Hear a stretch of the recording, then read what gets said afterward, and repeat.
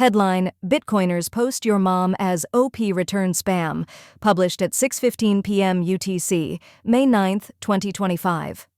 As a way to troll conservatives in an ongoing debate about the data storage limit of Bitcoin script operation code, OP a return, a few progressives are posting text messages as on-chain graffiti. The latest example is your mom. Naturally, someone quickly followed up with your dad. Many other messages attempted to belittle the importance of the data carrier change. You all just need to go touch grass and chill, inscribed one user, while another laughed.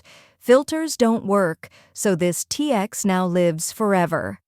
Anyone telling you that you can filter out arbitrary data at the mempool policy level is either malicious or misinformed, wrote another. They continued spray painting graffiti like Lynn Alden is hot, subheading Bitcoin's OP return war.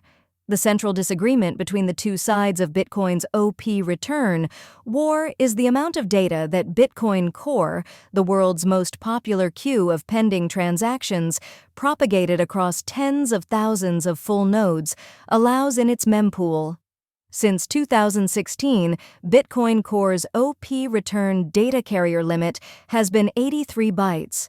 However, a new proposal by senior developers at Chaincode and Brink aims to lift that cap to hundreds of thousands. These developers claim that plentiful storage options exist elsewhere within Bitcoin blocks. As a result, they view the OP return increase as an inconsequential modernization of software standards to reflect the ease of storage elsewhere on the protocol's ledger.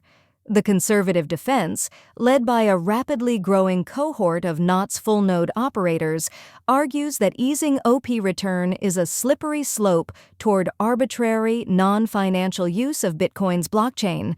The term slippery slope is a common rhetorical tactic that tries to persuade the listener that accepting a proposal inevitably cascades into undesirable outcomes. Subheading: OP return spam as blockchain graffiti.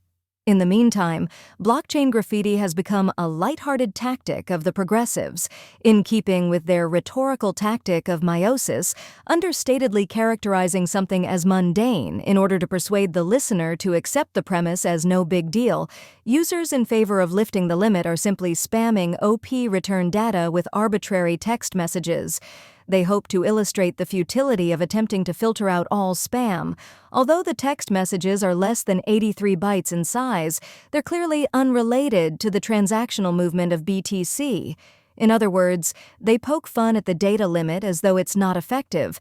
Like any good debate, both sides of the Bitcoin OP return war are convinced by their own rhetoric, yet are unable to use it to persuade the other side. Both rhetorical devices, slippery slope and meiosis, are fallacious as standalone arguments. Nevertheless, authentic debaters can utilize these devices to support an otherwise compelling argument. Unsurprisingly, camps on both sides of the debate are convinced. These rhetorical tactics have convinced humans for millennia, and Bitcoin users aren't immune to the power of well-practiced persuasion. This recording is AI-generated. Get more crypto news at protos.com.